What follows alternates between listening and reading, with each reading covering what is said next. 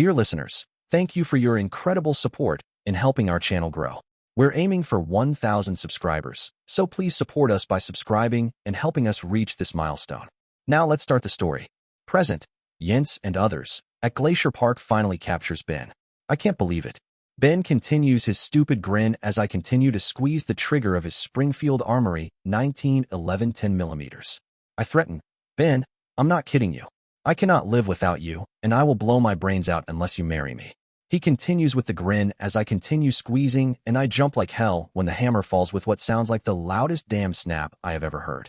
I can't believe I'm not dead, and even more I can't believe that Ben didn't try to stop me. He's still grinning at me like some sort of fool when I pull the pistol from my head, look at it and question, what the heck is going on? Ben laughs, which angers me even more, then reaches his hand in his pocket, holds up some parts which I immediately recognize and answers while still laughing. It's sort of hard to use a 1911 that doesn't have the firing pin in it. I realize now why he didn't try to stop me. But how in the heck did he know I was going to attempt suicide to try to force him to marry me? In my befuddled state, I finally remember the dream with Steve Tyler from Aerosmith. I had kicked Steve Tyler's rear. Remember he insulted me with his "Dude Looks Like a Lady" song, taken his revolver and held it to Ben's head in an attempt to try to force Ben to marry me. After thinking about it long and hard, running it over in my mind many times, and knowing how Ben reacts, I knew Ben would never be forced into marrying me that way. After a whole lot of reflection, I decided the only thing that would work was if I threatened to kill myself. But that was a total failure since not only did Ben not stop me, it was almost like he knew what I was going to do. I gaze at his AR lying on the table with what would probably appear to be a calculating look. Ben notices where I'm looking, continues his laughter, pulls more parts, which I also recognize, out of his pocket and explains, I took the firing pin out of it too. Then he gets a serious look on his face and I can't believe what happens next. Present, Ben, at Glacier Park. Destiny and I had many long talks about Jens.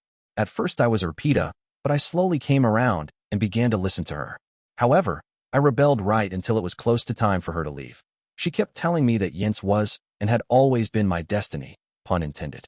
Finally, it was like someone turned on the light switch as I realized Destiny was correct. My new certainty also included the parts Destiny told me about how my running away from Jens made her slightly. Although after the stunt with my 1911 I wonder if it's more than slightly crazy. In some way that I can't fathom but now accept. Jens needs me to keep her on an even keel. I thank God I listened to Destiny about how Jens was going to attempt suicide. It was funny as hell to watch her pull the trigger of my disabled Springfield 1911 and then jump when the hammer fell. Hell, I was surprised she didn't shit her pants. Jens' grandstanding play was over and I needed to take control of the situation, something which I had planned many times in my mind. I stand up, lean forward, put both hands on the picnic table, look Jens straight in the eyes and demand, Jens, you need to call in the 2 men who are helping you before they get hurt. Jens continues to try to control the situation by asking, what about my Remington 870? I could use that to shoot myself. I smile at her and answer, no you can't. I have to fight back laughing when Jens gets all huffy then defiant and counters, like hell I can't. What would stop me? I nod my head and the wolf that sneaked up behind her lets loose with a very low guttural growl and simultaneously gooses the hell out of her, but with his nose. Jens lets out a yell, jumps up from her seat. The Remington 870 falls off her lap and clatters to the dirt under the table. I quickly reach under the table, grab the shotgun, hold it in a high ready condition, and continue grinning at her. It's funny as hell to watch Jens scramble up onto the picnic table to get away from the wolf. I have to bite my tongue to keep from laughing. She glares at me with her beautiful violet eyes and complains, hey, that's not fair getting your pet wolf to do your dirty work. I smile at Jens because the trap is still closing and answer, this wolf is not my pet or anyone else's pet. He is a wild wolf. Jens challenges, that's okay because I have friends too. She finally begins to yell for her friends like I asked her to do earlier. I prepare for them to come into the campsite by making sure the Remington 870 I'm holding is loaded and not jammed from hitting the dirt. I rack the action, dump one of the taser's rep rounds on the ground, and it's good to go. The 2 of them run into my campsite. The larger of the 2 coming in on the right trail notices the wolf and raises his shotgun to blast the wolf. However, he's a bit too slow because I have him in my sights and pull the trigger. The Remington 870 barks. The taser's rep projectile hits him in the chest with a resounding thunk. He falls to the ground and flops around like a fish out of water while I hear the sizzle of his rep doing its job. I rack the action on the Remington and aim at Jen's other friend. He wisely sets his shotgun on the ground, and I recognize his voice as he says, Present, Jack, at Glacier Park helping Jens. After Ben put Linus down with his rep round, I silently cursed Jennifer for talking me into coming on this cluster shit of a mission. She hoped my presence here would calm Ben and give us a tactical advantage. However, Ben, who seems to be faster than ever, got the jump on Linus. I can't believe he shot him with one of the taser rounds, and then before I could react had his shotgun lined up on me. I wisely sat my shotgun on the ground, stood up, noticed a grin of recognition spread across Ben's face as I plead, "You wouldn't shoot an unarmed man, would you?" Ben laughs and increases my already high level of concern when he answers, "Why the hell not? You would have shot me if you had gotten the chance." Damn, how in the hell did he know that was our plan? Jennifer was sure that Ben would take off running on one of the side trails and Linus and I were waiting to shock the hell out of him with the taser rounds. I look over at Linus, who is still thrashing around on the ground, because unlike a normal taser, the ZREP rounds continue to shock you until their batteries are depleted. I hope like hell I can talk some sense into Ben. I answer with a lie. "Ben, that wasn't our." Ben stops laughing, glares at me, and interrupts. "Jack, cut the bullshit or I will shoot your butt for lying." I jump like crazy as the barrel of Ben's shotgun drops toward the ground and then barks, sending his ZREP round into the ground at my feet. He quickly racks the shotgun and aims it offhand at my chest. He uses the other hand to reach behind his back. Then he tosses 2 pair of handcuffs toward me. They land at my feet and he orders, "Put these on yourself and Yin's other friend because you two are under arrest." I figure he's made a mistake and I've got him when I counter, "You can't make a citizen arrest, and besides, what are the charges?" He grins and uses his free hand to pull back his jacket. I notice a star on his chest, and he answers, "I'm a deputy sheriff who you and Yin's other friend assaulted. Now put on the handcuffs, or I will be forced to take you down like your friend." Shit. When the hell did Ben become a deputy sheriff? I know better than to argue with him, because I figure he just might shoot me. I walk over to a still unconscious Linus, pull his hands up behind his back, and put on his handcuffs. I then roll him over and pull the finally depleted ZREP shell from the middle of his chest. I can see through the holes in his shirt that it's left a couple of hellacious burn marks on his chest, and I'm thankful that so far Ben hasn't shot me. I began to put the handcuffs on me when Ben orders, "Present, Ben, at Glacier Park." Seeing Jack is a total surprise, but I need to make sure that he and Yin's other friend won't interfere with the next part of my plan. I order, "Jack, before you put the handcuffs on your wrists, make sure they pass under the handcuffs of the other guy, because I want the two of you handcuffed together." I'm not concerned about Yin's doing anything else stupid because I know the wolf has her under control. I continue to watch Jack as he complies. Then I turn my attention toward Yin's. I smile at her and order, "Yin's, get off the picnic table." She defiantly glares at me, stamps her foot on the table which wiggles like crazy and answers, "Like hell I will."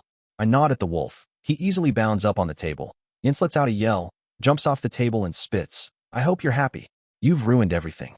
She eyes the trail, and since I know what she's thinking, I squash her plan. "If you run, the wolf will take you down." I don't want that to happen because unfortunately that will ruin everything. I notice less defiance and some confusion in her eyes as she asks, "Ben, what in the heck do you mean?" Now it was time for me to go on the offensive, so I order, "Present, Yin's, at Glacier Park." I can't believe it. Nothing has gone like I planned. Ben was supposed to take off running and Jack and Linus would shoot him with the taser rounds. When that didn't work, I thought for sure he would stop me from killing myself and then agree to finally marry me. Instead, he took out Linus and Jack, holds me hostage with his wolf, and I can't believe when he orders, "Yin's, take off your pants." I cross my arms across my chest and fight, like heck I will.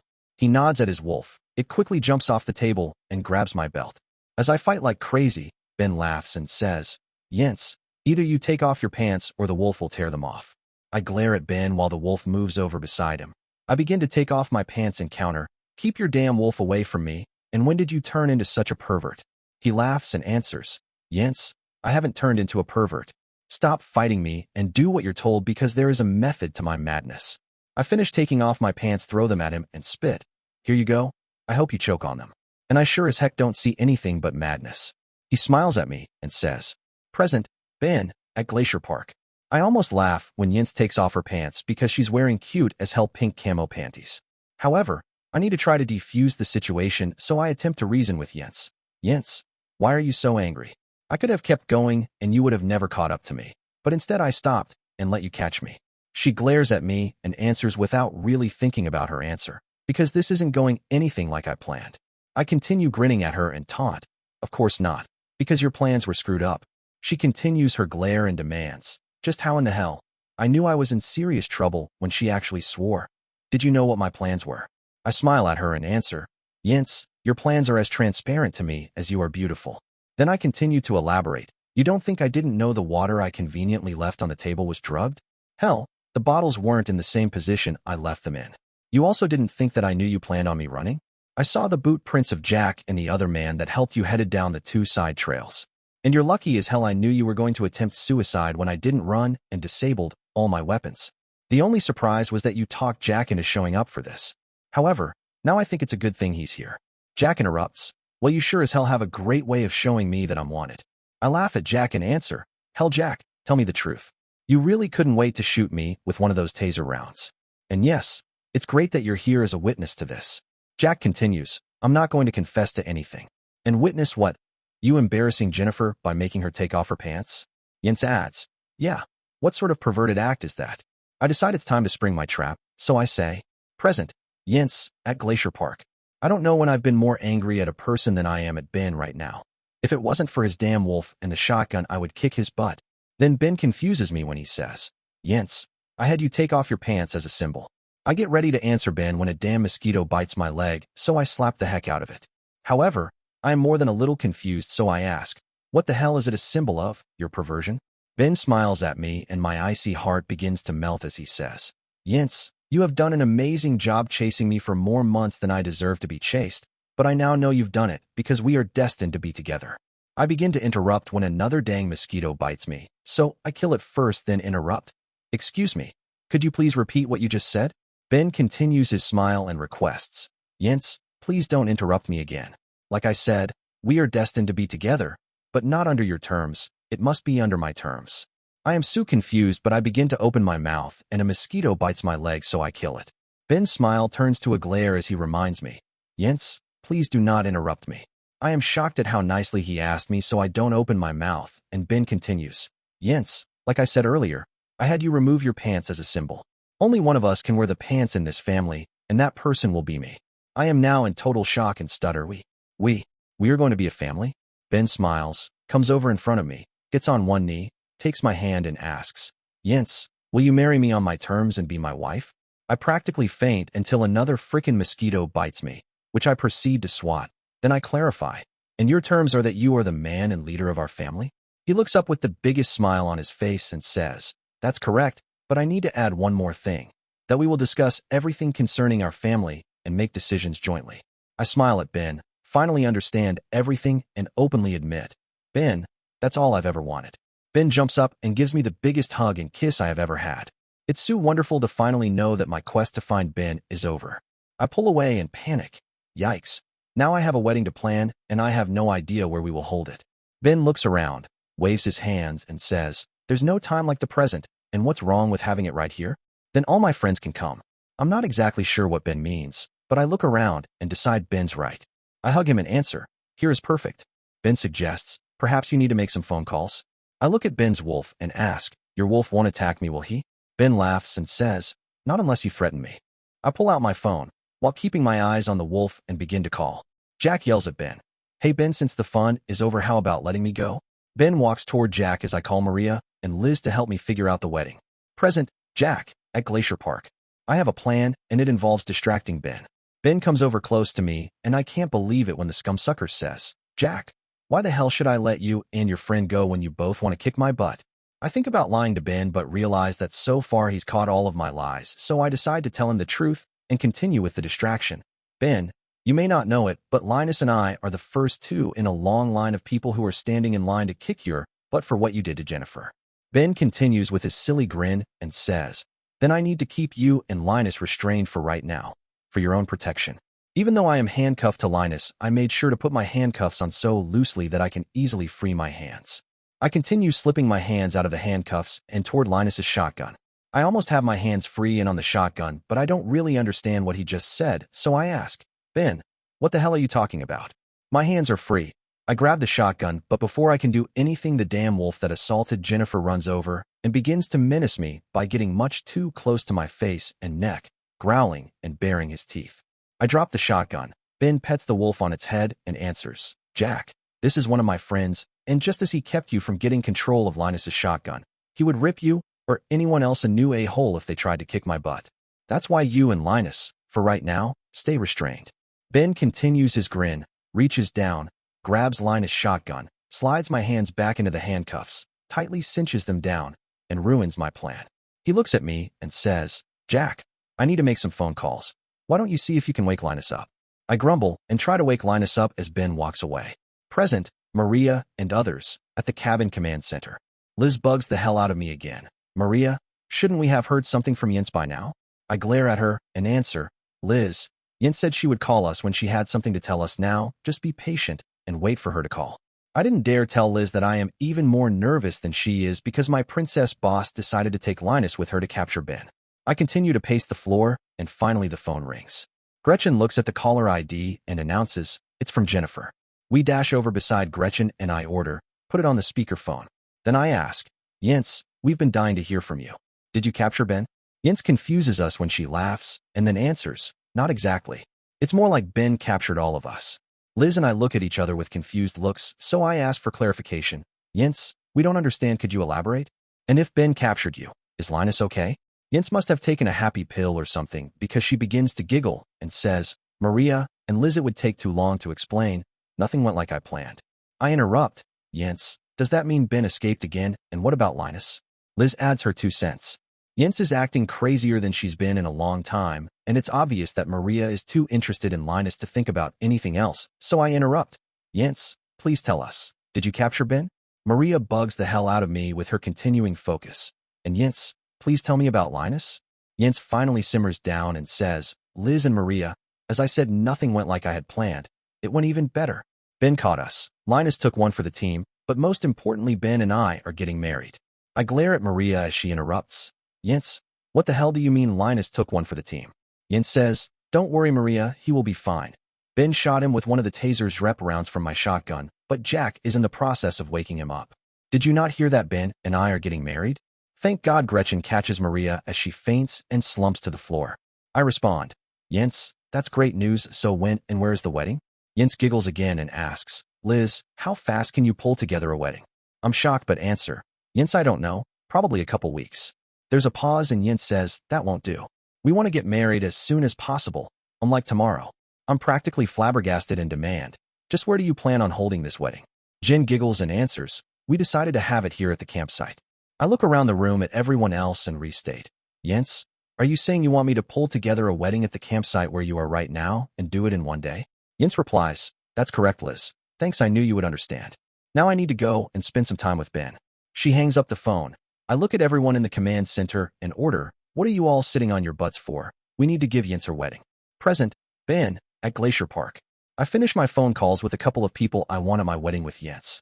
I notice Jens is walking towards me and practically laugh as I watch her swat her leg again.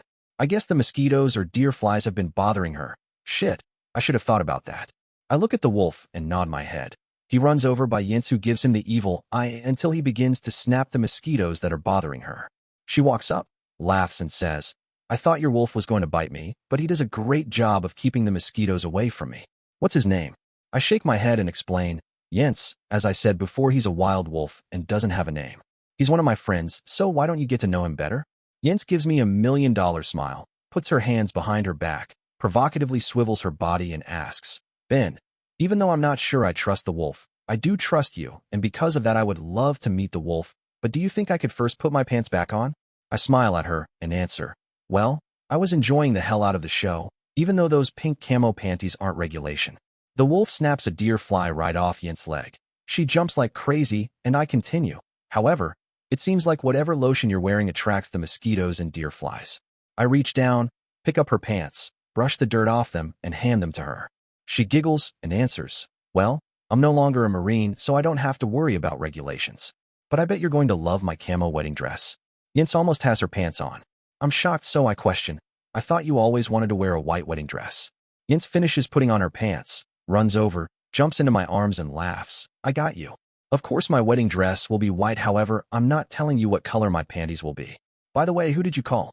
I had hoped to avoid this question until they showed up at the wedding, but I sure as hell won't start lying to Jens, so I take a deep breath and answer. Jens, you might not like this, but I had to call Stacy Summers because she has 2 of my groom's men traveling with her. And I had to call another person named Margarita because she has another one of my groom's men with her. Jens smiles at me and answers, Ben, if I had any worry about any other women, I wouldn't be marrying you tomorrow. Are you sure they can get here in one day? I squeeze Yin's tight, look deep into her eyes and answer, yes, they both promised they would be here. But I did need to arrange for a flight and helicopter for Margarita and Motita. Jens laughs and questions, what the heck is a Motita? I smile and give her the same answer that Margarita gave me. It's Spanish for a small speck. She's this great dog that I saved from a crazy Chinaman in Austin. Jens gave me a funny look and asks, Ben, just who are your groomsmen? I sigh and answer, Jack of course will be my best man. The wolf is going to be the next in line, then Bo, Wojciech, and Motita. Jens scratches her head and asks, Wojciech is that bear that traveled with you and Stacy, right? I have no idea who Bo is, but tell me if I'm wrong. The only human you have in the wedding party is Jack? Is there anything else I should know? I smile at Jens and answer, only that I love you and the 5 in my wedding party are more loyal than most people I've encountered. Jens scratches her head, smiles and answers, present, Jens, at Glacier Park. This might be the mother of all non-traditional weddings. Heck no, it's probably the great-grandmother, grandmother and mother of all non-traditional weddings. It's certainly not what I had envisioned. I guess I should be thankful that Ben doesn't know any monkeys, otherwise they would probably be in the wedding party. I could of course become a bitch about things and demand things to go the way I want, but I'm just so thankful to have been in my life again it doesn't really matter. Besides, it just might set some sort of new precedence for weddings. I can see it now, brides everywhere will be demanding that their grooms have animals in the wedding parties. I smile at Ben and say, Ben, this should be a fun wedding. But just remember, I will not clean up any wolf or bear poo. Then I rub my hands together, mimic an evil laugh and state, however, I sure hope you don't plan on them coming on our honeymoon. Ben gets a strange look on his face and confesses, shoot Jens, I forgot all about planning the honeymoon. I giggle and answer, well, you'd better get moving. If I can plan a wedding in one day, you should be able to plan a honeymoon in what's left of today. Just remember, wherever we go, I'm counting on room service. Ben heads toward Jack. I conquer my fear when I reach down, pet his wolf, and decide that I'm going to like watching Ben squirm. Present, Jack, at Glacier Park. Linus is finally awake and has been whining about a hellacious headache. I shush him so I can listen to the conversation between Ben and Jennifer, and I can't believe that Ben was so prepared for everything else, but forgot about the honeymoon. Hell, that's the best part of getting married. He walks toward us. I know I should give him a ration of shit about it, but then I remember how many things he helped me with in the past. Hell, if it wasn't for him, Masha and I would probably still be in Moscow. I begin to rack my brain to help him. He walks up and says, shit, Jack, I forgot all about the honeymoon. I have no idea where to take Jens. I smile at Ben and answer, I was going to give you shit about this. However, you helped me so much with Masha, I've decided it wouldn't be fair. Since you have more money than Carter has little pills, you should take her someplace nice, but also someplace that's meaningful for the two of you. I can almost see the wheels turning in Ben's head. Then he looks at me, smiles and answers, I know the perfect place. I need to make some phone calls. I question, don't you think it's about time that you let me go? Ben consents by tossing the handcuff keys to me, then orders, Jack, I'm going to let you go, but Linus needs to stay restrained for his own safety. Linus whines, more likely for your safety, because if I was free I would kick your butt. Ben laughs and challenges, okay Linus, it's your funeral. Jack, take off his cuffs, but before you do, you might want to explain about my friend over there. Ben points towards the wolf that Jens is petting, walks away, and begins to make some phone calls. I tell Linus, Ben says that wolf will rip us a new a-hole if we try to kick Ben's butt. Linus looks at the wolf, who is now lying on the ground on his back while Jennifer scratches his belly and says, I highly doubt that would happen. It looks like a domesticated wolf to me. Linus is no sooner lose than he jumps up and runs toward Ben. He only makes 3 steps when a flash of gray hits him square in the chest, knocks him on his butt, and then stands over the top of him growling and baring his teeth. Present, Jens, at Glacier Park. Wow, that was impressive. I was scratching the belly of Ben's wolf and thought it had relaxed when the next thing I know it took off like its rear is on fire. Linus was free and is going after Ben, whose back is facing him. I watch as the wolf jumps through the air, hits Linus in the chest, knocks him back on his rear, and then stands over him looking like he is ready to rip out Linus' throat. Ben turns to see what's making all the noise, sees the wolf, laughs and says, I tried to warn you, Linus. Jack, take the handcuffs and restrain Linus again. Linus complains, hey, you don't need to do that. Ben answers, Linus, you're lucky as hell you still have a throat. I know you're a hard-headed seal, and we'll try it again, but the next time you try it the wolf will probably hurt you. I decide it's time for me to intervene, so I walk over, pet the wolf. The wolf relaxes and I order, Linus, thank you for your help on this mission, but as you can see, I'm with Ben, so the mission is over. Linus argues, but Ben still deserves to have his butt kicked for all he's done to you for the past many months. Ben walks over, puts his arm around me, and answers, Linus, I know it's not a good excuse, but at the time I thought what I did I was doing for Jens. I now realize how wrong I was. Jens has forgiven me. Jack is in the process of forgiving me. So how about it? Can you forgive me? Ben holds out his hand. Linus reaches for it. The wolf growls at Linus, and Linus pulls his hand back. Ben says something to the wolf I don't understand, then the wolf sits on its haunches but keeps its eyes trained on Linus. He slowly reaches out his hand. Ben and Linus shake hands and Linus says, for now this matter is over, but if you... He doesn't get to finish because the wolf is standing, the hair is standing up on his back, and he's growling at Linus. Ben says, Linus, the wolf can read your emotions better than I can, so, if I were you, I wouldn't even verbally threaten me or Jens. Ben guides me away from Linus, and I realize that this Ben is very different from the Ben I had known before. He's changed. I ask, present, Ben, at Glacier Park. The situation with Linus has been handled, and I know he's not an immediate threat. Now I need to talk to Jens about a couple things, so we turn away from Linus and Jens comments. Ben, you're different than before, you've changed. I laugh and respond, Jens, that's the nature of life. We all grow and change. Jens squeezes me tightly and says, no, Ben, we've both changed in that way. However, I don't know how to explain it other than you seem to be, well, free. I know what Jens means, but I'm not sure I know how to explain it, so I deflect her question. Jens, we need to get your tent set up for tonight. I hope you don't mind using Destiny's tent? Jens stops and asks, I thought we would sleep together like we did last night. I turn toward her and answer, Jens, last night was wonderful, but my tent is only designed to hold one person. She looks sad and admits, yeah, it was pretty tight in the tent last night, but it was fun. I smile and answer, from the little bit I remember, it was fun.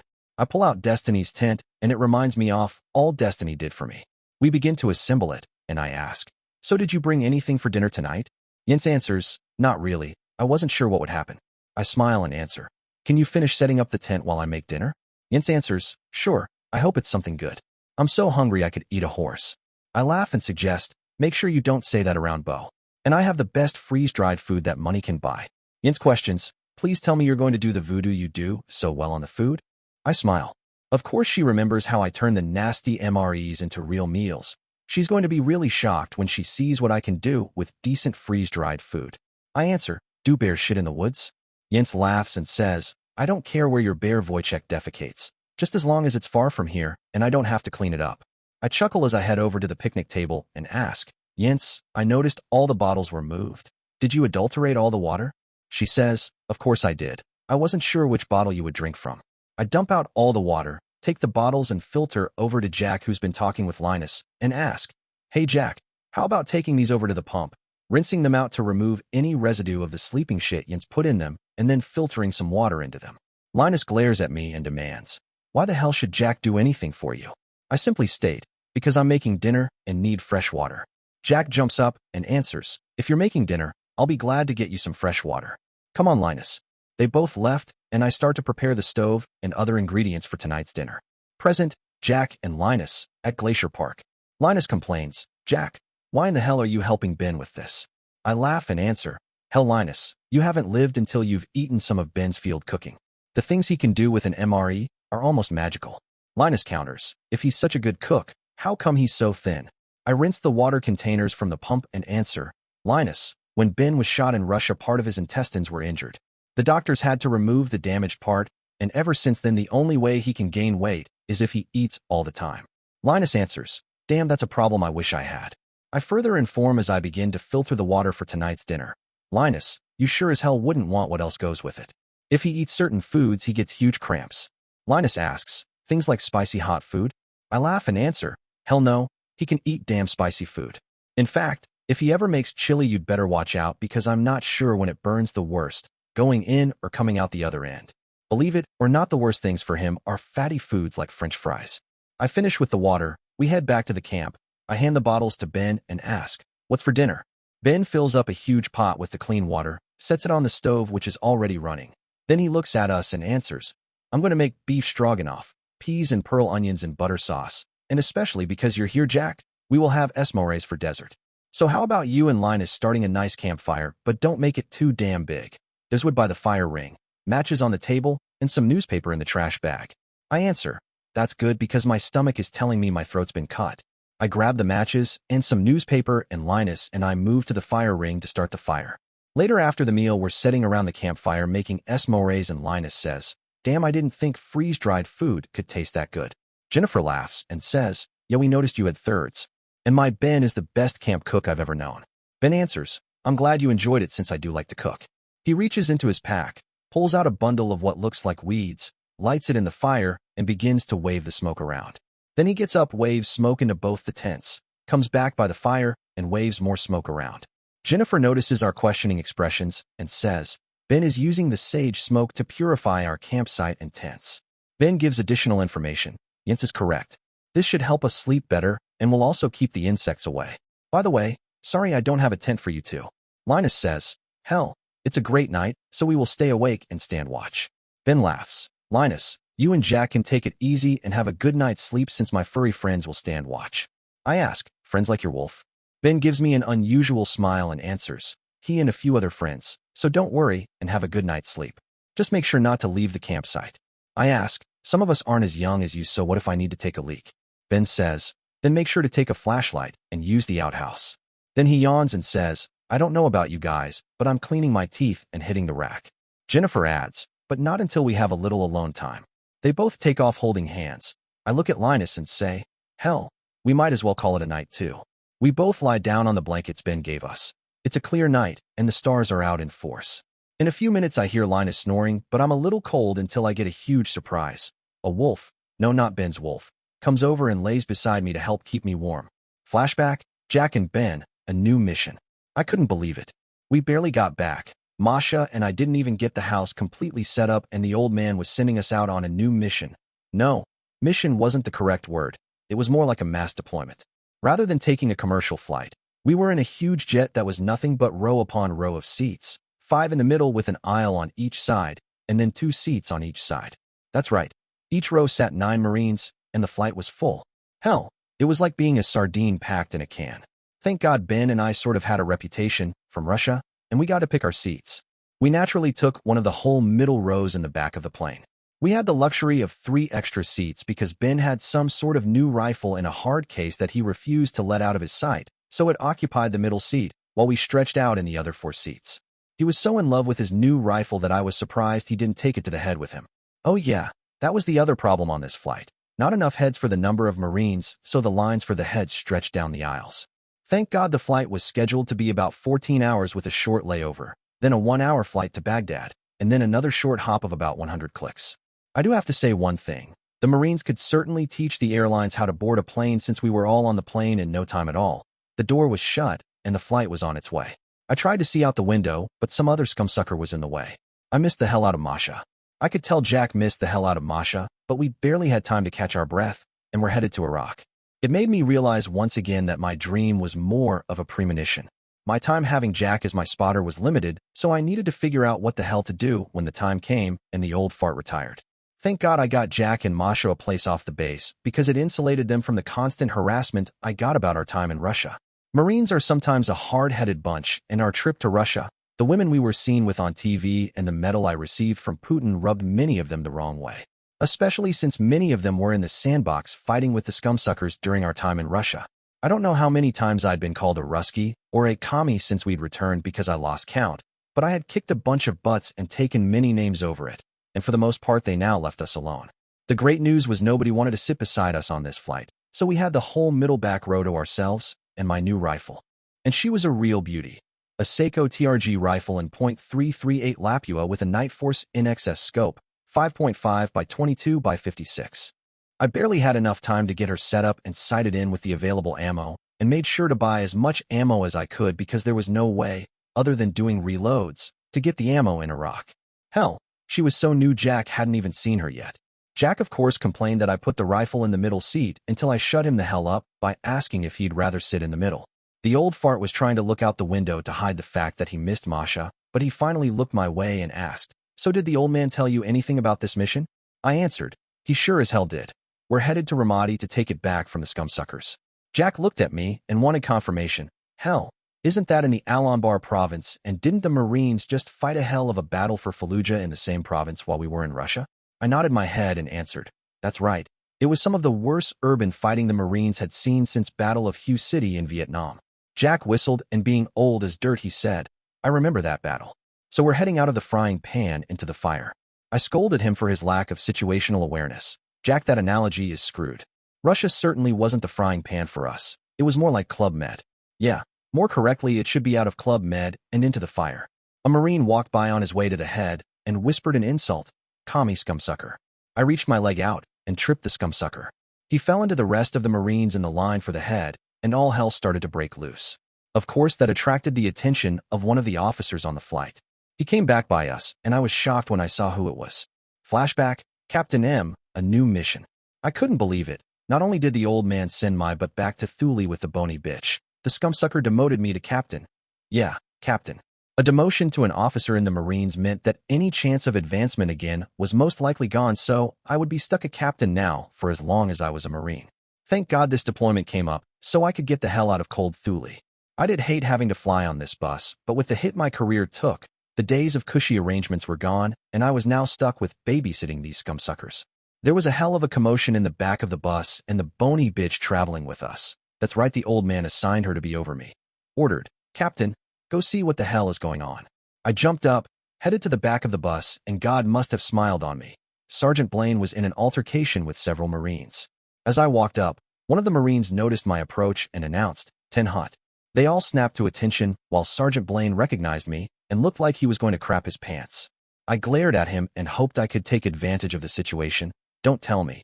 Did Sergeant Blaine precipitate this mess? A corporal who had been fighting questioned, permission to speak? I gave affirmation, and he answered. Sergeant Blaine tripped me as I was getting in line for the head. Sergeant Blaine began to open his mouth, and I ordered, Sergeant, I didn't give you permission to speak. Sergeant Reynolds interrupted. Captain M, I was watching the whole thing, and the corporal must have 2 left feet because he tripped over his own damn feet. I glared at everyone and threatened, I'm going to have my eyes on all of you, so unless you want to face office time, when we get to Iraq, you had better stop the fighting. I turned and left to plan my revenge against the 2 SGTs. Flashback, Masha at home. I never dreamed that life with Jack could be so terrible. I guess I was naive and dreamed that all his missions would be like our time together in Moscow. And I terribly misjudged what being a soldier's wife would entail. We had a very few days in the new home. That luxury thanks once again to Ben's generosity, and now Jack was deploying, and he couldn't even tell me where. I made a call to my company and discovered he was going to Ramadi in Iraq, one of the worst places that they could send him. I had no idea what I would do here in America since I had no friends, now no husband, and there was no public transportation here as there was in Moscow. It was almost like I was a prisoner in our wonderful house. I also didn't really know how poor Jack's financial position was. We were essentially bankrupt. I didn't tell Jack, but Ben gave me $10,000 in cash right before they left. He called it a wedding present, but I could tell he knew that Jack didn't have any money and wanted to make sure I would have money while Jack was gone. Why? Oh, why didn't I think about things more comprehensively before I married Jack? Flashback, Jennifer, at home and wondering, what in the frickin' heck was happening to me? It seemed like ever since Mother had been home, I had stomach problems. I had gone between having terrible gas and diarrhea to being constipated. I walked into the den where Daddy had parked. I looked at him and started, Daddy, I have something a little embarrassing to ask you.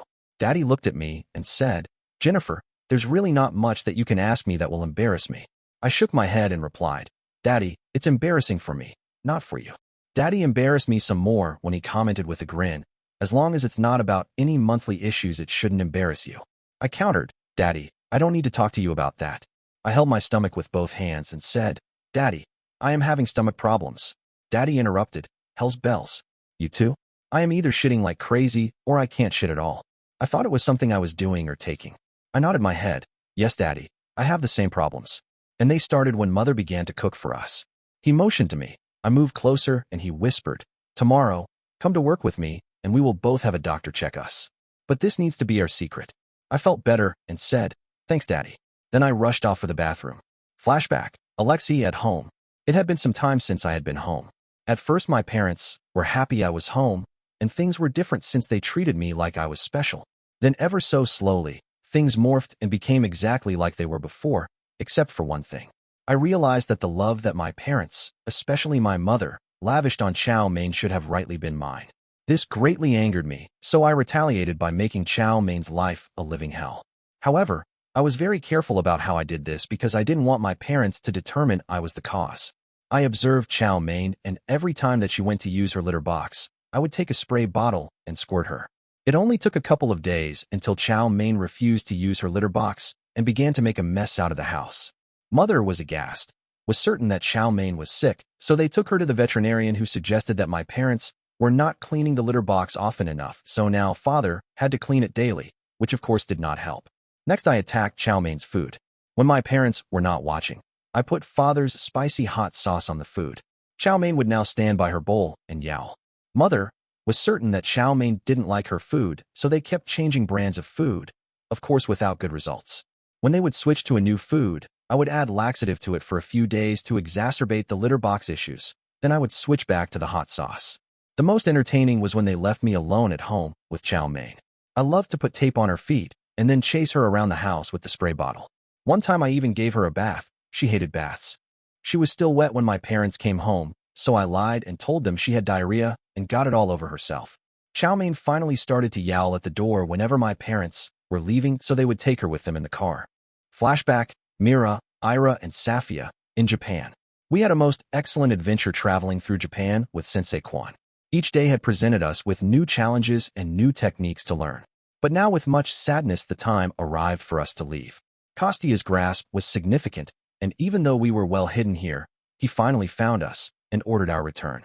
We approached Master Quan, who was instructing Safia, and I informed him, "Sensei, it is with weighty cardiac muscles we inform you that we must depart Japan this evening." Ira humbly bowed and added, "Yes, Sensei. Unfortunately, our handler has discerned our location, and we now must recompense the flautist."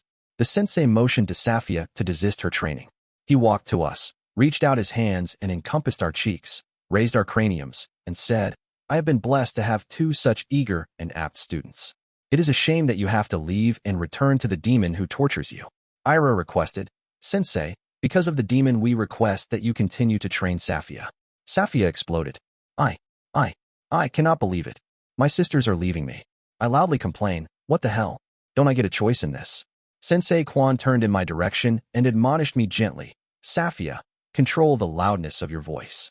I began to sob and state, "But Sensei, my sisters are leaving, so shouldn't I leave with them?" He smiled at me and answered, "Young one, you do not understand because you cannot see the blackness the demon has inflicted upon your sisters' souls. They are wise to shelter you because you would suffer more greatly than your sisters if you returned with them. So Safia, you will continue here with me because you are still a work in progress and have many things to learn, while your sister's training is complete." I didn't like it one bit, but I had learned the hard way, by way of many applied blows, that you did not challenge the sensei. I bowed and answered, "Sensei, I will obey you until the time I become adept enough to defeat my sister's demon." The sensei said something I did not understand. "Young Safia, you are not to be the one that takes the life of the demon. I can see that it is another's job. Come now, let us share one more meal with your sisters." Flashback, Todd back. I was back at work, and the first thing they did was give me a full medical workup, with special emphasis on my injured throat. The tests were over, and I sat in the office with the doctor. He flipped through my chart, looked up at me, smiled, and said, "Todd, I have to say that for you. This is the best physical condition that I've ever determined. Your time on that island must have done you good."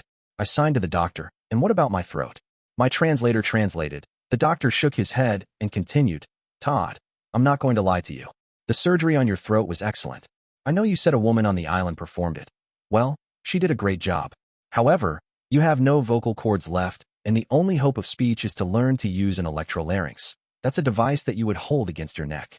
The vibrations generated by the device would resonate inside your throat, creating a voice. In this manner, you could use it to produce speech. The limitation is that the device produces a single tone at a single volume. Your speech would be understandable. However, it would be a robotic-sounding, electronic voice." He handed the electrolarynx device to me and showed me how to turn it on. I activated it, placed it against my throat, and tried to talk. What came out wasn't even close to what I was trying to say. The doctor shook his head and said, "I was concerned about that. Because of the surgery on your throat, you have lost most of the elasticity in your throat, which allows it to work with the electrolarynx. I still feel if you continue to practice you will get better, but if not, we can try more surgery on your throat." I thanked the doctor, left his office, went back to my house, pulled out a bottle of whiskey, and got ripping drunk. Flashback, Jack and Ben, a new mission. After Captain M left, I gave Ben a ration of shit. "What the hell were you doing tripping that, Corporal?" "Captain M is just looking for a reason to put us both in the brig." Ben glared at me and replied, "Jack, you may not know it, but our names are mud. He insulted us, so I did the closest thing to kicking his butt. I was confused as hell, so I asked, Ben, I don't know what the hell you're talking about. I thought we were famous for what we did in Russia. Ben gave me his, I can't believe you said that look and set me straight. Jack had led an isolated as hell life since he has been back, and he needed to get his eyes opened. I replied, Jack, you were living off the base with Masha and didn't catch any of the shit that I did. We're not famous, we're infamous. While we were in Russia taking it easy, many of the rest of the Marines were in Iraq fighting the Second Battle of Fallujah, and most of them are pissed at us because of what they saw. Jack looked at me with amazement on his face. Then he snapped his fingers and answered, Hell, Ben, I didn't know, but that does explain the bruises on your face. He paused for a second, then asked, So how many fights have you been in? I tried to remember, shook my head, and answered, Hell, Jack, I've lost count. He turned away. I could tell he was thinking. Then he turned back around and answered, I ran into a situation like this in the past, and I think we can fix this. I smiled since this was one of the benefits of having an old fart like Jack as my spotter. He'd been through most of the shit before and had figured out ways to cope with it. I leaned over and asked, So what do we do to fix this? Flashback, Jennifer, at the doctor's. It took like forever for me to make poo in the little frickin' cup they gave me. I didn't understand it. This morning I couldn't stop making poo, and now I couldn't make poo if my life depended on it. The only thing I'd had since breakfast was a cup of coffee. The doctor told us he would have the results in a couple of days. I looked at Daddy and whispered, Daddy, I'm not sure I can stand this for 2 more days. He whispered a reply, I don't know if I can either. Let me see if I can do anything. Daddy asked the doctor, We're both really uncomfortable. Is there any way to speed this up? The doctor shook his head and answered, Sorry, but the lab tests I'm running take time. Daddy continued, Is there anything you can give us to take? The doctor looked at us and answered, Sorry, because your symptoms switch between diarrhea and constipation, I don't dare give you anything, because it might make either symptom worse. You're just going to have to hang in there. Now, if there are no further questions, I do have some other patients to see. Daddy answered, I can't think of anything else. He looked at me and continued, What about you, Jennifer? Do you have any questions? I replied, No, I guess we're going to have to live with this. The doctor left. Daddy looked at me and complained, Hang in there, my butt. Jennifer, we're going to stop eating at home until the test results come back. How about we go and get some lunch? I hugged Daddy and answered, Thank you, Daddy, for doing this, but aren't you afraid of what it will do to Mother if we don't eat her cooking? Daddy smiled and answered, Not if we include her and take her to some of her favorite restaurants. I smiled because sometimes Daddy was a genius. Flashback, Alexei at home. Chow Mein was hiding somewhere. We were eating breakfast and Father questioned, I cannot determine the nature of the problems with Chow Mein. Mother agreed. Yes, lately she is acting crazy. Mother's statement gave me an idea, so I presented my most innocent facial expression and simply said, Perhaps Chow Mein contracted my madness and needs to go to the psychologist? Mother and Father looked at each other. I could tell they were thinking, and Father suggested, Perhaps Alexei is correct. Mother added, Yes, that is an inspired idea. Thank you, Alexei. She left the table and ordered, Father, find an animal psychologist for Chow Mein. Once she was gone, I instituted another of my new schemes. I leaned over and whispered to Father, Father, why do you need to be the one to find the animal psychologist for Mother's cat? He gave me a surprised look and answered, Alexei, because she asked me. I continued, Father, do you always do whatever Mother asks? Father blushed and replied, Alexei, do not be silly. I gave him my most innocent smile and further inflamed the situation. If you say so, Father, however, that is not what I have observed. Flashback, Mira and Ira headed back to Kazakhstan. It was highly obvious that Kostya was irate with us, as evidenced by the mode of transportation which he arranged. I hugged Ira tightly to conserve what little body heat we generated, as we both uncontrollably trembled from the cold. I yelled to Ira over the noise of the airplane engines, I do believe Kostya desires us to expire. Ira's dentitions chattered as she concurred. Yes, Mira. I cannot believe we are in this flying pullet coop. Oculate that many of the pullets have succumbed to this intemperate journey. Ira's statement gives me an idea, so I presented it. Ira, we should use the pullets to help prevent our eventual demise. Ira concurred.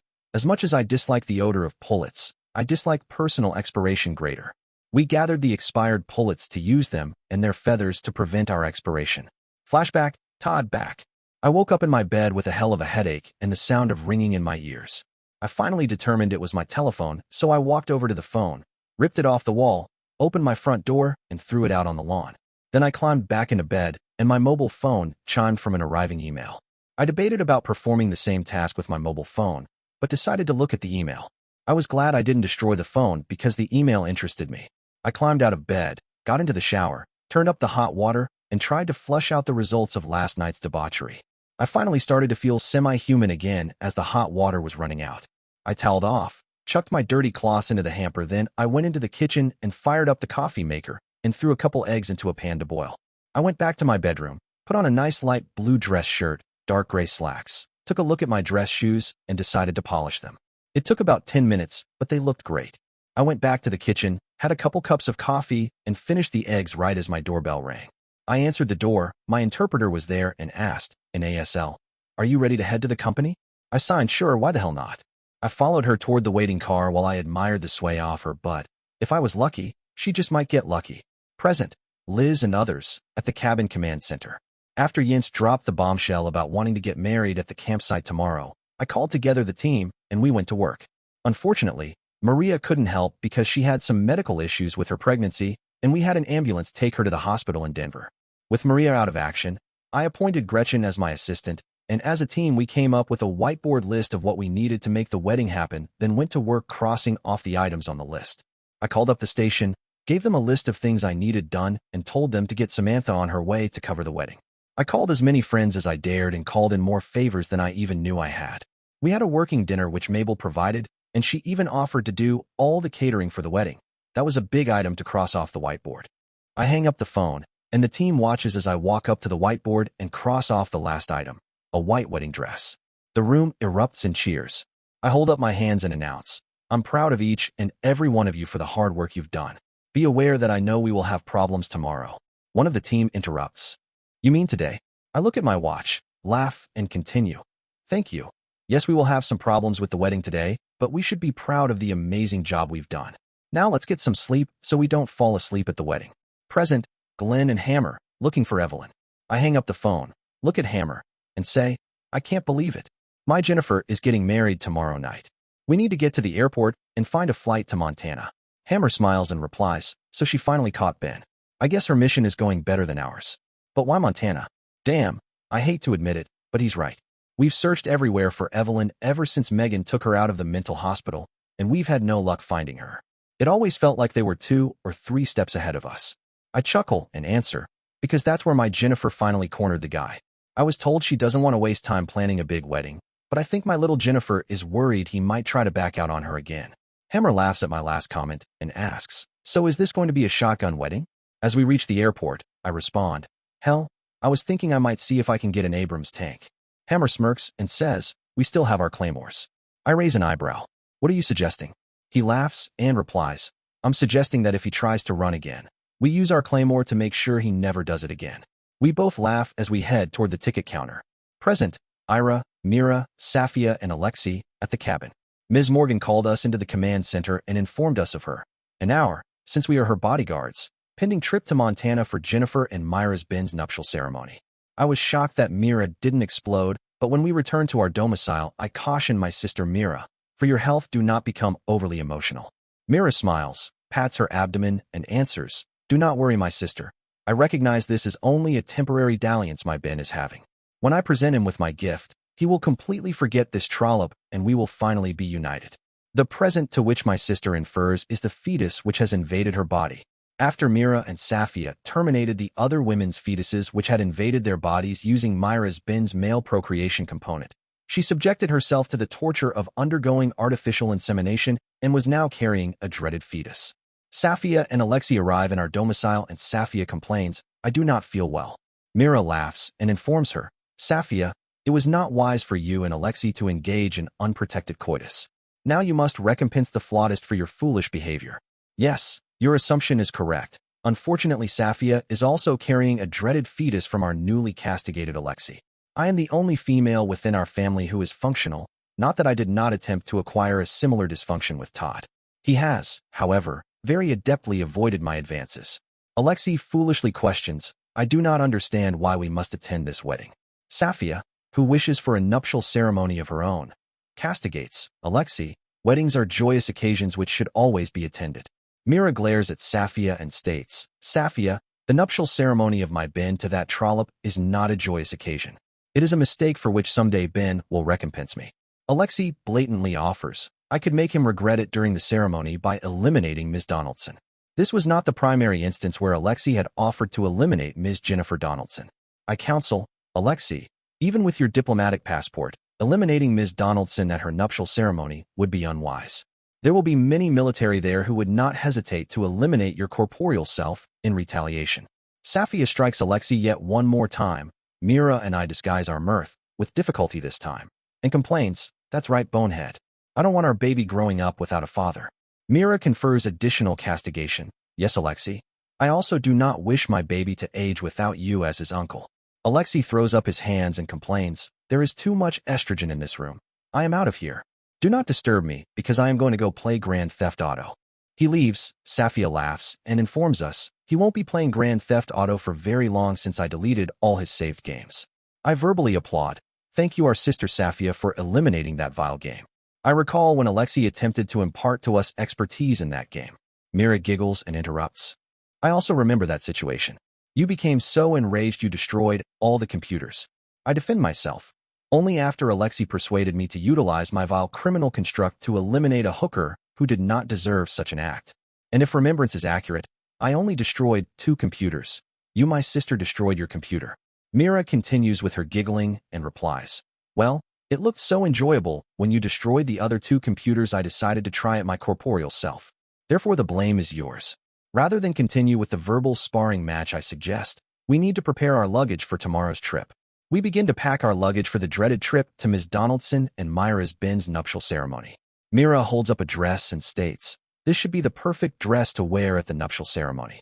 Safia and I begin to giggle and I suggest, Safia, perhaps we have dresses which would match Myra's? Present, Tom, Inga, and the SIFT's teams. I finish my phone call, collapse with exhaustion in my chair, look at Inga and complain, I don't know about you, but I'm worn out. Inga grins at me while still looking fresh as a daisy and replies, not me. I am finally thankful we can do something for Jennifer Donaldson after all that she's done for the SIFTs. Getting SIFTs to provide transportation to her wedding in the middle of nowhere is an exhilarating experience and an excellent logistical exercise. Yeah, we got a call from Jennifer's command center telling us all about the wedding that she was having tomorrow. They wondered if we could provide transportation, seeing as we had a few C-130s, helicopters, and other means of transport. I called the higher-ups, they agreed, and of course put me in charge. So Inga and I worked like crazy to get everything lined up. I glare at Inga and prepare the proper response when she makes the crazy face at me that she loves to make, and which causes me to laugh. I begin to laugh and further complain, hey, cut that out. She gives me an innocent look and asks, cut what out, this? Then she does the face again. I get out of the chair and begin to leave as Inga questions, hey, where are you going? I answer, out of here. She runs over beside me, takes my arm, and says, you're not getting away that easy. We need to get you some food. As much as I dislike Inga's familiarity, there are many things about her which I enjoy, and the way she takes care of me is one of them. Another is she smells much better than Byron. Hell, I could have only imagined what the old fart would have done if I had him help with Jennifer's wedding. He would probably have thrown such a big fit they would have heard him in Montana and promptly canceled the wedding. Inga squeezes my arm and says, I can tell that Tom is thinking about Byron again because he has that sad faraway look in his eyes. This used to happen several times a day, but now it only happens about once a day. I squeeze Tom's arm and carefully mention, I bet that Byron is looking down at us from heaven and is laughing his butt off about all the work we had to do for Jennifer's wedding. Tom looks at me like a child that had been caught with his hand in the cookie jar and responds, I think you might have the direction wrong. I am puzzled, so I ask, what direction are you referring to? Tom laughs and replies, don't you know that when Marines die they go to hell and regroup? I hit Tom's arm and complain, Tom, that's not a nice thing to say about your friend. Tom continues to laugh and answers, you don't think I'm the one that thought that up, do you? Byron told me that all the time. But I do bet you're right. Wherever Byron is, he's laughing his butt off at us. So what are you making me for dinner? Yes, I had taken over preparing Tom's dinner. Hades, we were like a married couple, but without all the benefits. Not that I didn't still drop many hints about the missing benefits. I knew Tom needed some comfort food, so I replied with a suggestion for one of his favorites. How about SOS, shit on a shingle, meat in a cream sauce on top of toast? Tom praises me, which makes me feel great. Even though you made that just the other night, I could eat your SOS daily and not get tired of it. We walk into the SIF's trailer, all heads turn toward us, and we enthusiastically hear, so we're having SOS tonight? Yes, unfortunately, when the SIF's trailer is close, there is so much surveillance there is no privacy. I smile at the guys and answer, I will make enough SOS for everyone. However, I'm not doing the dishes. That initiates the typical rapid-fire game of rock, paper, and scissors. James loses and complains, "Shit, not me again." I lose every time and end up doing dishes. I don't have the heart to tell him it's because he's too fast and gets his choice of the rock, paper, or scissor out before anyone else. They see his choice and are fast enough to alter their choice, so he loses. I begin to prepare the SOS. Present, Jens, at Glacier Park. Well, it might have been more comfortable sleeping in this tent last night than in Ben's tent the night before, but it wasn't nearly as much fun. And I make myself a promise to never ever sleep alone, that is without Ben, again. There's some noise outside of the tent which wakes me, so I sit up, open the flap on the tent, and I can't believe it. The whole camp had been overrun with wolves. I remember that I didn't ask Ben who his friends were yesterday, and decide he meant the wolves. Seeing the wolves gives me an idea, and I call Liz. She answers the phone with a very sleepy voice, and I suddenly feel bad about calling her. "Hey Jens, how are you doing?" I ask her the most important question. "Liz, please tell me you were able to set up the wedding." Liz yawns and answers, "Jens, there's no way we would ever let you down. You're getting married today. The CIF's C-130s are going to transport all the equipment to Glacier Park International Airport. Then helicopters will bring it in the rest of the way. I would be expecting your first arrival soon." I then tell Liz my idea, but she doesn't understand until I explain it to her. Then she laughs and says, "Well, this is going to be a wedding for the record books." I giggle and answer, "You bet it is. Now don't tell anyone about this since I want it to be a surprise." I see Ben walking my way holding a steaming cup of coffee and say, "Sorry Liz, I need to get going." Ben is bringing me my coffee in bed. Ben walks up and surprises me when he says, "I hate to wake you up so early, but we will have incoming choppers soon." I listen but don't hear anything, so I ask, "How do you know that?" He smiles at me and gives me a strange answer, "Forest Telegraph." "Anyway, here's your coffee. I don't have fresh eggs or bacon for our breakfast, but I should be able to whip together something to hold us over." I look up at Ben and ask, "What the heck is Forest Telegraph? Is that Forrest Gump running through the woods to tell you things?" Ben chuckles at my joke and explains, "Well, you've probably heard of Jungle Telegraph. Forest Telegraph is sort of like that, but without the natives and the drums." I laugh and confess, "Ben, I still don't know what you're talking about, but I do believe you." Ben sets my coffee down on the ground, helps me out of the tent, gives me a huge hug and a kiss on the cheek. I complain, "Hey, what sort of kiss was that?" Ben laughs and explains, "That's the morning kiss you get before your teeth are brushed." I move back, keeping my right arm around Ben, motion with my left arm, and say, "I guess these wolves are the friends you talked about yesterday?" Ben laughs and answers, "Those are some of them. But Jens, you've missed the best part. Look over by the campfire." I follow Ben's gaze and begin to giggle. Ben says, "I need to go and take care of things, but don't go away because I will be right back." Present, Jack and Linus, at Glacier Park. Damn, did I ever sleep well. I was cold at first after the fire went out. Then two of Ben's wolves came and slept on each side of me. It was great. I smell some coffee, open my eyes, and blink several times. Then I look at Linus and softly call, "Hey Linus, wake up, but do it very slowly." Linus begins to stir, and then he asks, "What's that smell?" He opens his eyes and scoots his butt away faster than I'd ever seen a man scoot. Then he yells, "Where the hell did that black bear come from?" Ben walks up, hands a cup of coffee to me, hands another one to Linus, and says, "I see you two met a few more of my friends last night." Linus asks, "Ben, how did you get that bear you and Stacy Summers traveled with here so fast?" Ben laughs and replies, "Linus, that isn't Wojciech. He will be here later today."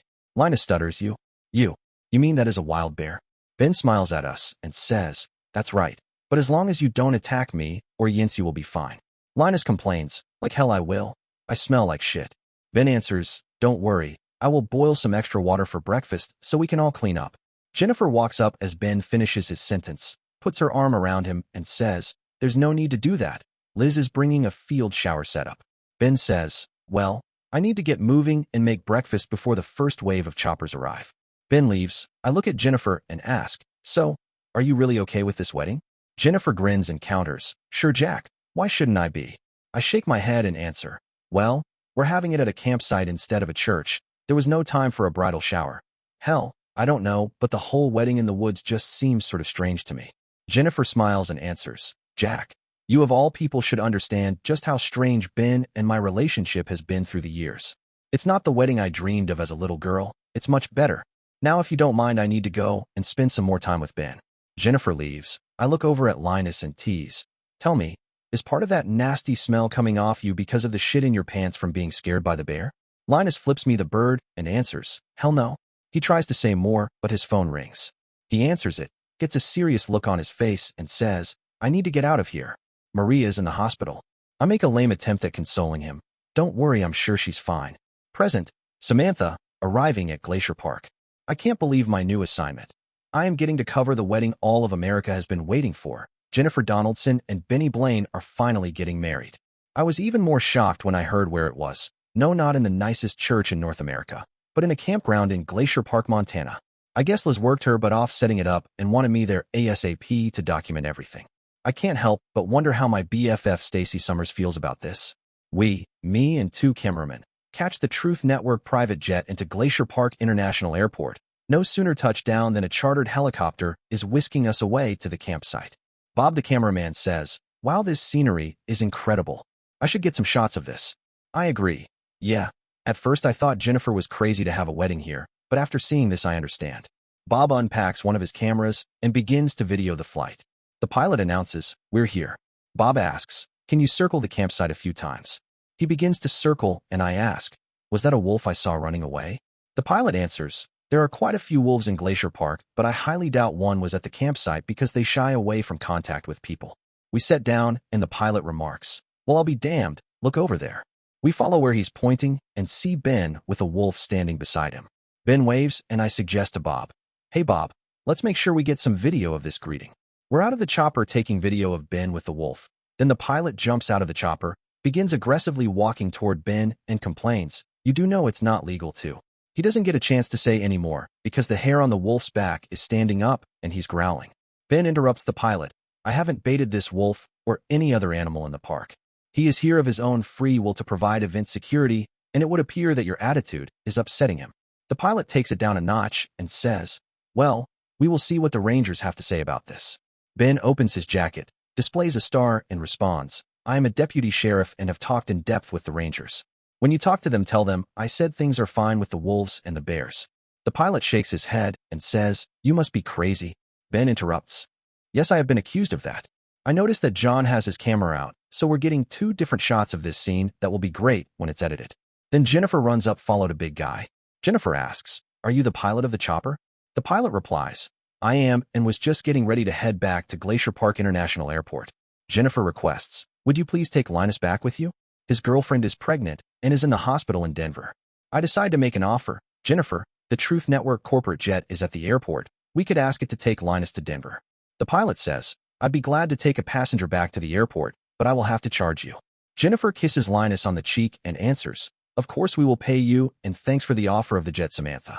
Please call them and have them warm the plane up and file the flight plan. I begin to make the call, but still kibitz on the conversation. Linus says, thanks guys.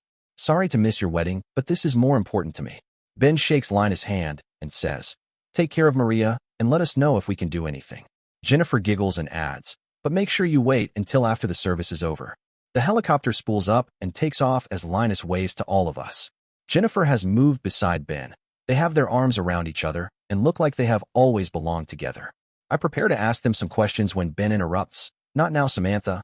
We have more guests arriving. I listen closely and say, I don't hear anything. Jennifer smiles and replies, don't worry, you will soon. My Ben is never wrong. Present, Stacy, arriving at Glacier Park. To say that I was shocked when Ben called me would be putting it mildly. He wasn't in California at all like my stupid satellite was telling me. He was in Glacier Park in Montana. Then he really floored me when he invited me to his wedding with Jennifer Donaldson. I had still hoped to find him and show him how I would be a much better choice, but well, now that was never going to happen. But I wasn't going to let this ruin the chance of seeing Ben again, because you never know what will happen in the future. They might get divorced or Jennifer could die. Accidentally, of course. I had to fight back, breaking out in a laugh when Ben asked me to bring Wojciech and Bo because they were going to be 2 of his groomsmen. What the hell sort of wedding was this going to be? I called Bill, my head of security, and he was able to find an older but still safe and serviceable military plane to fly us to Glacier Park International Airport. But we still needed transportation for me, the damn Stinky Bear, Bo, and of course Patches to the campsite. Bill promised he would find something by the time we landed, and he did. The plane rolled to a stop, the back opened, and I began to lead Patches. You didn't think I was going to let her miss the wedding? And Bo out of the airplane as Wojciech ambled out on his own. Bill walks up, takes Bo's lead, and says, well, we figured out what happened with the satellite. It was hacked. I thought for a moment and stated, shit. I bet it was Jennifer Donaldson because she has done things like that in the past. I continue thinking, then I hopefully question, Do we have any proof about who was hacking it? We head toward a waiting helicopter. Bill shakes his head and says, sorry, they covered their tracks. I swore again, shit. I had hoped if we could prove it was her we could have her arrested at her own wedding. Bill chuckles slightly, looks around to make sure we're not being observed, and then whispers, Ms. Summers, there are other ways to deal with this problem. All you have to do is say the word. I whisper a reply, permanent or temporary solutions. Bill continues with his covert conversation, whichever one you would desire. I smile at Bill and answer, thanks for the loyalty, and I will consider it. However, I'm thinking their marriage isn't going to last that long. Bill agrees. Well, statistically, you're probably right.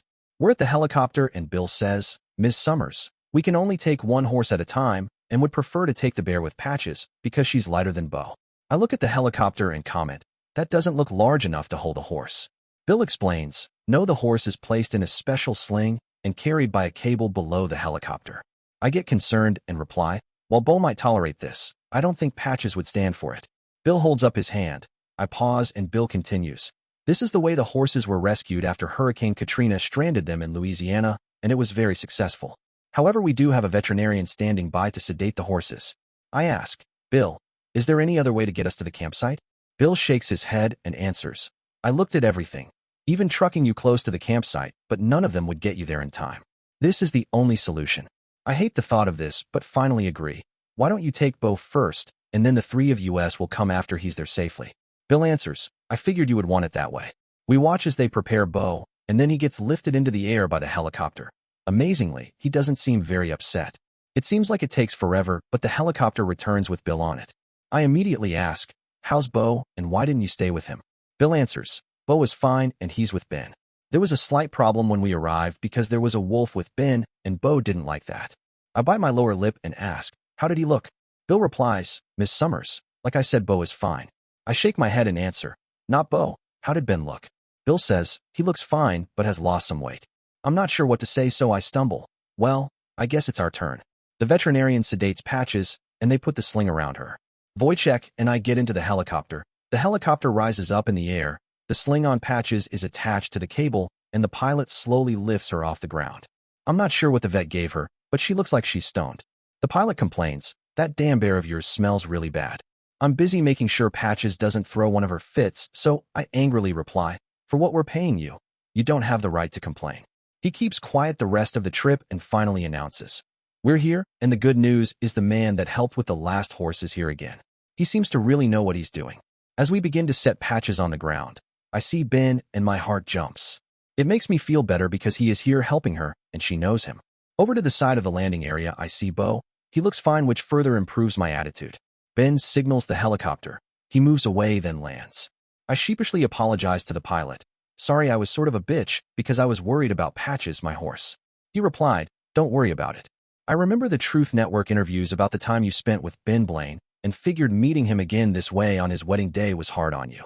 I open the door and jump out with Wojciech right behind me. I look around and thank God Jennifer isn't here. The pilot spins up the rotors and leaves. Ben smiles and waves at me. Wojciech sees Ben, lets out a yowl, starts to run towards him, but a wolf steps out from the scrub oak. Wojciech lets out his yowl of, I'm scared, and takes off into the woods. Ben walks over, hugs me, and says, thanks so much for coming and bringing my groomsmen. But what's going on with Wojciech? My heart is racing and my palms are sweating, so I take a few deep breaths to calm myself and reply, I wouldn't have missed this for all the money in the world. Wojciech hates wolves, and your wolf surprised him. How are you going to get him back? Ben laughs, which lights up my heart, and answers, from what I hear, you already own almost all the money in the world. And bringing Wojciech back isn't my job. He nods at the wolf. The wolf takes off, and Ben suggests, let's check on Patches. Present, Jen, at Glacier Park. Okay, I admit it. I'm more than a little jealous of that Stacy Summers bitch and have been spying on her and Ben since she's arrived. I really wish that she and, even more, Miranda were not coming to the wedding, and I don't even know who the heck Margarita is and what went on between Ben and her. But since they are sort of the only family that Ben has, they should be here. And yes, I am the bride, but I don't want to be a bridezilla, a portmanteau combining bride with the fictional rampaging beast Godzilla to indicate a difficult bride. I am happy to say that Ben's interactions with the Stacy bitch are totally platonic, but I could sure tell she wasn't happy about it. I begin to slip back to the campsite when my phone rings and my concealment is blown. I jump up and run back to the campsite while answering my phone. Liz says, hey Jens, I hope you're ready for us because you're going to be one busy bride for the next few hours. Her call cheers me up, and I reply, I will head to the landing area and meet you. I turn around, head back to the landing area, walk out of the trees, and announce, hello, Stacy, and hello, my groom. Liz should be here in a few minutes. I can't believe what Ben does next. Flashback, Ben and Jack, a new mission. Jack finally realizes many of the rest of the Marines hate us, but after some thought he says he has a plan, so I ask, so what do we do to fix this? Jack rubbed his hands together, which was usually a sign that he had figured out something really good.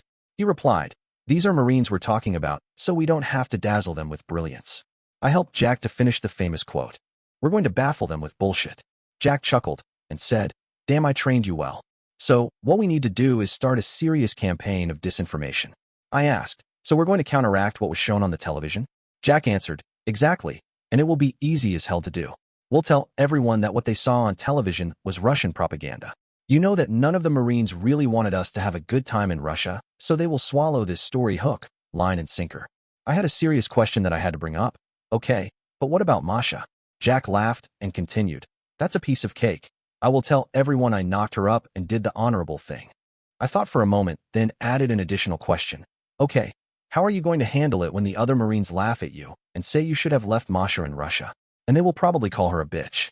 Jack smiled at me and answered, of course they will, but it won't bother me because I know the truth. Now if you're finished with all the questions, let's get started. Flashback, Captain M, a new mission. I made it back to my seat, sat down, immediately jumped right back up and yelled, what the hell was that? It felt like a bee bit my butt. The bony bitch looked over and sarcastically complained, Captain, why the hell are you making so much noise? What is your problem?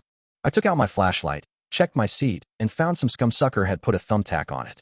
I wanted to swear, but I controlled my temper and just stated the facts. Some scumsucker on this bus is playing games. They put a thumbtack on my seat. She laughed and answered as her voice dripped with sarcasm. Well, Captain, that's to be expected because you're not very well liked. In direct contrast to my wonderful relation to the troops. I had to bite my tongue to keep from laughing because she was the most hated person on this damn bus. She unfastened her seat belt and announced, I'm going to the head. She marched up to the front head, bypassed all the waiting Marines, banged on the door and demanded, stop beating your meat and get the hell out of the head. The Marines in the line laughed as a private flew out of the head and profusely apologized, sorry sir. I figured that turnabout is fair play, so I set the thumbtack on the bony bitch's seat after I first wiped my butt on it. I hoped she got an infection and died. She took an inordinate amount of time in the head. I was sure she was probably jackhammering herself with her vibrator because she was addicted to sex. Some of the other Marines in the line start to get desperate and move to the head at the back of the bus. She finally opened the door, and the next Marine practically ran her over getting into the head. She shouted over her shoulder at him, sorry about the smell. I had Mexican food last night. The other Marines in the line laughed at her comment. She came back to her seat. I was watching out of the corner of my eye as she started to sit down, but as she was almost down she stopped, flipped on the overhead light, and exclaimed, It was a good thing I was smart enough to check my seat because there is a thumbtack on it. This wouldn't by any chance be your thumbtack, would it, Captain? I feigned innocence. I don't know what you're talking about. She gave me that ugly smile of hers and countered, well, Captain, I think you do, so let me return it to you. She jabbed the adulterated thumbtack into my arm, and I swore, you buy? She interrupted. I would be careful, Captain, about finishing that word unless you want to be sent back to Thule. The bony bitch had me by the balls, and she knew it. I never finished my sentence but decided I needed retribution, not just on the SGTS, but also on the bony bitch. And if I could kill 3 birds with 1 stone, that would be even better. Flashback, Masha at home. It was another boring day where I was trapped in my wonderful house. I sat in the kitchen drinking my tea and pondering how I could extricate myself from this terrible situation. I looked at the big brown folder that Ben left me, which was sitting on the kitchen counter. It contained the supposed monetary wedding gift, and I decided it was time to open it. I was shocked when I opened it, looked inside, and immediately pulled out several maps. The first map was of our neighborhood with our house marked and the routes to several stores highlighted. Beside each route, Ben had even written the distance in kilometers. I noticed one of the routes was labeled bus stop. I quickly opened the second map, and it was a bus route with a timetable for the whole city. A note fell out which I held in my hand while I studied the routes. Once again, because of Ben's thoughtfulness, I would not be a prisoner in my wonderful house. I finally read the note. Masha, the buses only run from 0500 until 2300. If you are out and miss a bus, take one of the yellow taxis home. However, be careful of the buses as many of them are used by weird people. Take care and enjoy yourself. Ben. I looked again at the maps and knew what I was going to do. There was a market close enough to the house, 3 kilometers, for me to walk there and buy some essentials. I quickly finished my tea, ran into the bathroom and took a nice shower, dried off, put on my makeup, a nice blouse and a skirt. I was not aware of the price of things in America because Jack and I had only been to the market once. So I just in case I put 5 $20 bills in my wallet, put my wallet into my favorite purse, put on my jacket and departed, with the map in hand, to go shopping.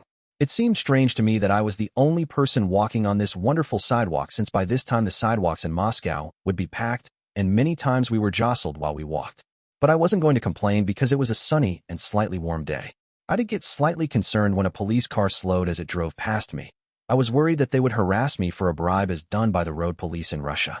However, they kept moving and my heart rate returned to normal. I finally arrived at the market, went inside, and for several reasons could not believe my eyes. Flashback, Jennifer, out for dinner. So far Daddy's strategy of eating out for every meal was working great. I stopped having gas and diarrhea and also stopped getting constipated. The hardest meal to eat out was breakfast, but Daddy, did I mention sometimes he was a genius, had a plan for that. He told Mother that I had an early exercise class at the base gymnasium. We would stop by the base McDonald's and get Egg McMuffins and coffee for breakfast. Then so wouldn't have to tell a lie, I would go to the gym until it was time to go to school.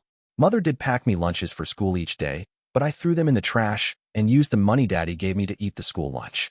The school lunches were nothing to brag about. In fact, they were terrible most days. But even at that, I still didn't have the stomach problems as before. The first day was almost over. We thought we were home free when Daddy picked me up and said, "Jennifer, Mother said she was tired and didn't want to eat out tonight." I complained, "Rats, Daddy." I was finally feeling normal. Daddy interjected, "Yes, so was I." I thought for a moment, clapped my hands and excitedly said, "I know, Daddy. Let's pick up Chinese takeout on the way home." Daddy grabbed my hand and said, "Jennifer, sometimes you are brilliant." It made me feel wonderful. Only one more day until we got the lab tests back, and then we would know. Flashback, Alexei at home. This was becoming a routine. We were all in the car, Mother, Father, myself, and Chow Mein, locked in a pet cage located behind the back seat of our hatchback Lada. We were traveling to yet another pet psychologist. Mother fired the last one when he made the mistake of saying that the problem wasn't with Chow Mein. It was with the family, specifically my parents, and especially my mother. I brought a little catnip mouse that Chow Mein loved to play with, had tied it to a string, and taunted her by pulling it past the outside her cage. She would thrash around and try to get the mouse, which of course she couldn't reach. She finally got frustrated and did an incredibly surprising thing. So I quickly hid the mouse and string in my pocket while Mother asked, "Alexei, did you break wind?" I complained, "Mother, I certainly did not. I think Chow Mein got sick in her cage." Mother screeched, "Father, pull the car to the side of the road immediately." Father complied. Mother jumped out of the car immediately after it stopped moving, ran to the back of the car, opened the hatch, looked in the cage, and began to cry. "My wonderful baby girl Chow Mein, what is wrong with you? You have soiled your cage and yourself." Mother took the cage out of the car, sat it on the ground, bent down, and peered into the cage.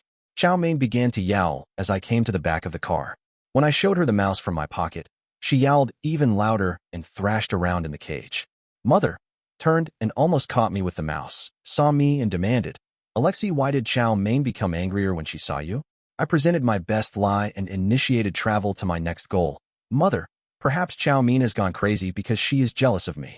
If it would help, I would gladly go back and live at the laboratory." Father had joined the fray with everyone looking at Chow Mein in her cage and said, "Alexei, that is crazy. Now that you're home, we are never letting you go back to living at the laboratory." Mother looked at Father and questioned, "Husband, are you sure?"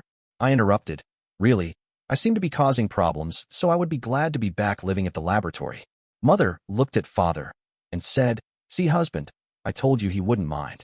I added one condition. The only problem I had staying at the laboratory was that it got very boring at night because there was nothing to do. If I did go back to living there, it would be nice if we could go out for dinner or a movie twice a week. Mother looked at Father and said, "See, husband, it is settled. We will let Alexei live at the laboratory and then take him out for a dinner or movie twice a week." I gave Father my best, very sad look, and Father rebelled. "Nothing at all is settled. Not until I decide it is settled." Mother looked shocked and demanded, "Just exactly what do you mean?" Father stepped back and boldly stated, "I am the man and I demand that you let me make the decisions in this marriage." Mother stood up, faced Father, put her hands on her hips and countered, "And what am I? Chopped liver?" I could tell they were going to have a huge fight unless I did something. I noticed that Chow Main's cage wasn't in a very stable position, so I pulled the little mouse out of my pocket and teased Chow Mein with it. She lunged at it, tipped her cage over, and it began to roll down the hill beside the road. Chow Mein yowled worse than I had ever heard before. It sounded as if she was being killed. Father dashed after the cage while Mother screeched, "My baby girl Chow Mein." Then she turned, glared at me, and spit her accusation. "Alexei, you pushed Chow Main's cage down the hill." Father defended me from the bottom of the hill where he had retrieved Chow Main's cage. "Don't be stupid. Alexei wasn't even close to the cage. You and Chow Mein are responsible for this.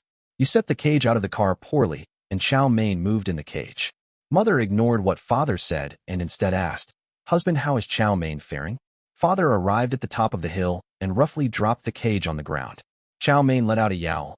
Mother rushed over to the cage while Father came over by me. He knelt down to look into my face and said, "I am sorry for all of this, Alexei, but your mother isn't very stable at this time. Perhaps it is best if you resumed living at the laboratory." I then answered loudly with the one thing my parents did not want to hear, accompanied by my best fake sob. "I think we should discuss this with my psychologist tomorrow." "Mother," yelled, "there is no way we are talking with that fat old fart about this." Father stood up and countered, "Shut the hell up. Alexei is correct. This needs to be discussed with the psychologist tomorrow. Now put that damn cat of yours in the car and get your butt in the seat before I leave both of you here." Father turned and walked toward the driver's door while Mother tried to reason with him. Finally, she understood there was no reasoning with Father at this time, so she quickly put Chow Main's cage in the back of the car, closed the hatch, and climbed into the passenger's seat. Father floored the accelerator. The tires spun like crazy. Chow Mein was tossed around further in her cage and began to yowl. In response, I opened the window and stuck my head out like a dog with my tongue flapping at the corner of my mouth. Tomorrow's meeting with the psychologist was going to be very interesting. Flashback, Mira and Ira, back in Kazakhstan. I awakened and realized there was no noise. Yes, the obscene noise of this derelict airplane had ceased, and that could only mean one thing. It had finally landed. I quickly checked my sister Ira, and thank God she still had a pulse. I tried to awaken her, but she was unresponsive. The exceedingly loud noise of the derelict airplane would be preferable to what I tintinnabulated next. Kostia laughed evilly and stated, "So my two little chickens have finally come home to roost. Perhaps my earlier lessons on what would happen if you defied me were not severe enough? Do not worry. You and your sister will never forget what I have planned for you next." I tried to fight. However, I was frozen as a result of the flight and from fear of Kostia. The final act I remembered was being dragged from the derelict airplane by my tresses. Flashback, Todd back. To say I was shocked was putting it mildly. The company called me in, accompanied by my sexy interpreter, and asked a bunch of questions about my newfound abilities with the bow, katana, and woodcraft. I gladly demonstrated what I had learned, and then they unbelievably offered me a new mission. I didn't want to appear too eager, so I signed, "I would like a day to think about it." My translator forwarded my comment, and my handler said, "That's fine, but we need your answer early tomorrow. I will once again tell you, this is the perfect mission for you." It was late in the day, and my interpreter was going to drive me home until I signed. "I don't know about you, but I'm hungry. How about we stop somewhere and get a steak?" She smiled at me and signed back, "How did you know I was hungry? I didn't eat a good breakfast, and they made us work without lunch." I smiled at her and honestly signed, "I heard your borborygmus from your stomach." She gave me a quizzical look and asked, "What is borborygmus?" I smiled at her and signed, "It is the scientific name for when your stomach growls." It is related to the 16th century French word borborygmi, itself derived from Latin and ultimately from ancient Greek borborygmos. The Greeks probably onomatopoetically coined the word. She blushed and said, "That was a real mouthful." She blushed even more and said, "Sorry, I shouldn't have said that." I signed, "We're both hungry and you're wasting time." She put the car in gear and headed toward a place to eat.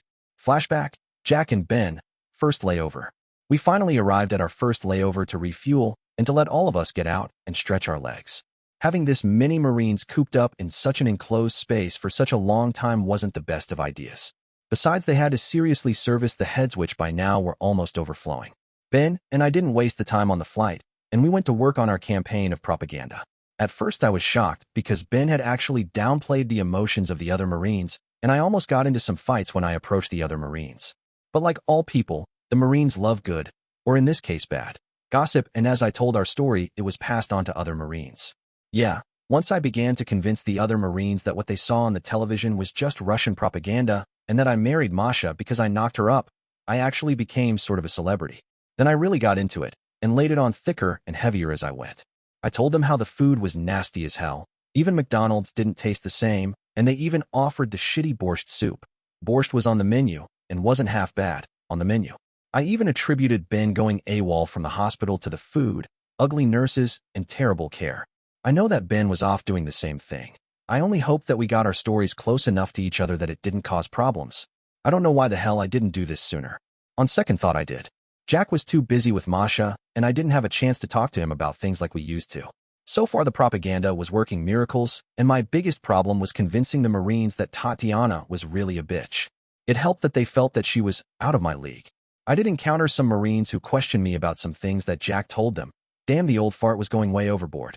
But I was able to successfully minimize Jack's huge load of bullshit. However, I was still offended by Jack and Masha because I had hoped to be invited over for one of Masha's great dinners at least once, but never received an invitation. That made me think and worry about Masha enough, so I wondered how she was doing. I was angry as hell at Jack because he left her high and dry, so I fixed the problem. Flashback, Masha at home. I guess I was starstruck with Jack when we were at the market before, and I began to scold myself for not noticing things. First was the market was huge. Even in Moscow, I liked to shop at several little specialty shops on the way home, and this was certainly not a little specialty shop. I had no idea how I would navigate all this food. Americans were so lucky to have such a wealth of food, but they had no idea of their good fortune. In Russia, if the meat shop was out of meat, we ate potatoes and beets. If the vegetable shop didn't have beets or potatoes, we ate meat. And if both the meat shop and the vegetable shop were out, then we had to get very creative. There were always compromises, and yes, you had to be very creative to consistently prepare a good dinner. The next thing I noticed, I am almost ashamed to admit, was that the American women were fat and dressed very slovenly.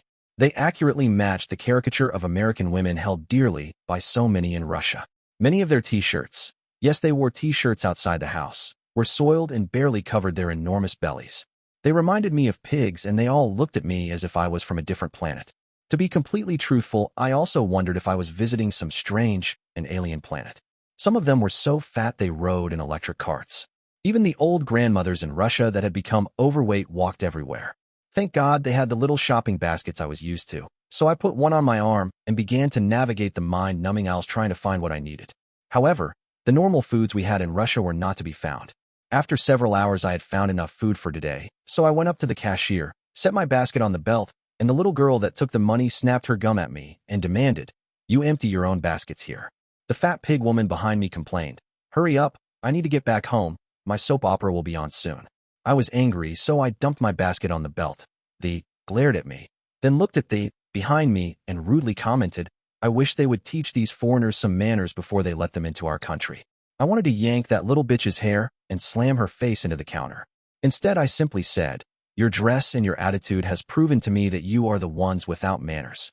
I left the food on the belt, began to walk out of the market when a man surprisingly stopped me. Dear listeners, next part of the story will be released soon. Please share your thoughts in the comments section below, and don't forget to like, share, and subscribe.